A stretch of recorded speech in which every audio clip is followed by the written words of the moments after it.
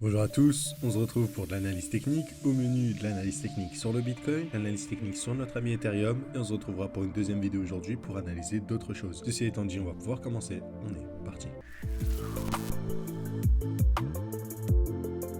Et comme d'habitude, avant d'aller plus loin, formation au Smart Money Concept offert dans la description. Ceci étant dit, on va pouvoir commencer et regarder un peu ce qui se passe sur le Bitcoin. Sur le Bitcoin, il semblerait qu'on ait une accumulation grandeur nature, qu'on voit juste ici, avec une prise de liquidité qu'on voit là, un COS qu'on a eu ici, et qu'on s'annonce aller plus bas. Je vous avais parlé du coup de cette zone de liquidité qu'on est venu parfaitement chasser, et on en a créé une nouvelle, avec ce equal low. Donc, il faudra se méfier, mais là, on a une nouvelle poche de liquidité vers le bas à venir chercher. Ceci étant dit, avant de venir la chercher, je pense qu'on va vouloir aller piéger du coup les longueurs. Tous ceux qui vont longues, etc., je pense qu'on va essayer de les piéger.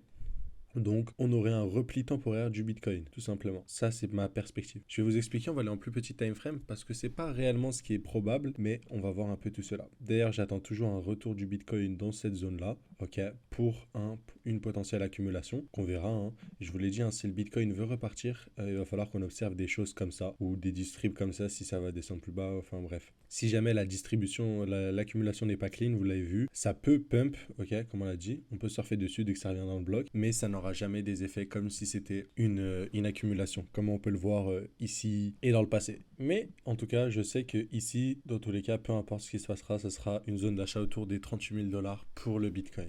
Ok. Et donc, maintenant, on va pouvoir descendre en plus petit time frame pour voir un peu ce qui se passe. Alors, comme on voit ici, le pattern est parfaitement respecté, tout simplement. Donc, là, en plus, c'est magnifique. Création de liquidité, on chasse tout le monde, on descend plus bas. Là, boum, on revient réagir. Bon, on n'a pas réagi dans le bloc, justement, mais on est revenu réagir dans des fair value gap, tout simplement. Donc, boum, on revient dans les FVG, on retrace un peu plus bas. Donc, la suite la plus logique, tout simplement, c'est d'aller un peu plus au sud. Cependant, on peut le voir un peu au-dessus, une petite zone de liquidité assez intéressante qui pourrait être pertinente à venir chercher. Déjà, normalement, ce high-là est protégé par la smart money parce que, boum, on est venu chasser tout le monde pour repartir plus bas, tout simplement. Et donc, on aurait du coup peut-être un retour déjà dans ce bloc. Mais surtout, c'est que là, on a une jolie poche de liquidité, tout simplement. Vous le voyez là, ça serait intéressant à venir chercher. Et donc, ça nous donnerait un petit BTC qui revient tout simplement dans ce bloc-là avant de mieux dump, tout simplement. Et donc là, on aurait piégé des longueurs. Donc, avec la création d'un double bottom, comme on le voit ici, hop, pour accumuler des stop loss, boum,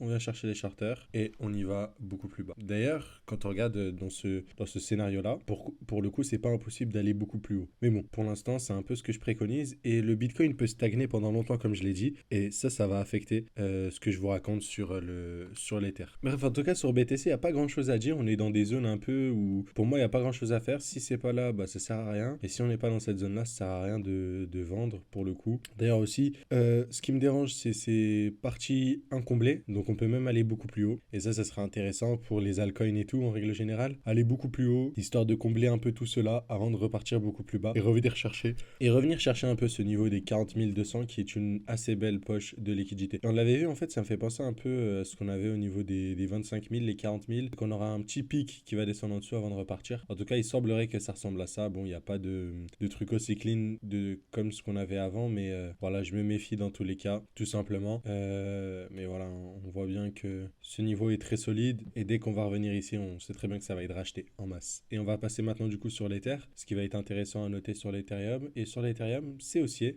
c'est toujours haussier. Enfin, quand on regarde en daily, tout simplement, ça semble haussier. On est en train de revenir dans une demand.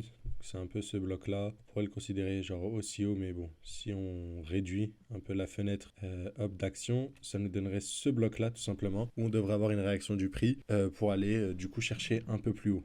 Tout simplement. Si on combine tout cela avec un petit Fibonacci, histoire de voir où est-ce qu'on est au niveau du retracement, on voit qu'on commence à revenir dans des zones pertinentes, ok. Tout ce bloc-là hein, qui est très pertinent pour repartir pour l'Ether. Ma target ne bouge pas, j'attends toujours les 2800 $ à 3000 $, ok. Ça, je me le base sur des Fibonacci plus long terme, mais voilà, tout simplement. Donc sur l'Ether, je m'attends juste à, comme ce qu'on a eu des continuations de tendance, ok, on revient ici, vite fait, dans la demand, ça repart, et voilà. Et c'est pour ça que la demand, on peut peut-être l'agrandir et compter, du coup, cette bougie-là. Du coup, on serait déjà dedans, mais bon. Si on se fie au Fibonacci, on a déjà la zone d'achat on est déjà dedans.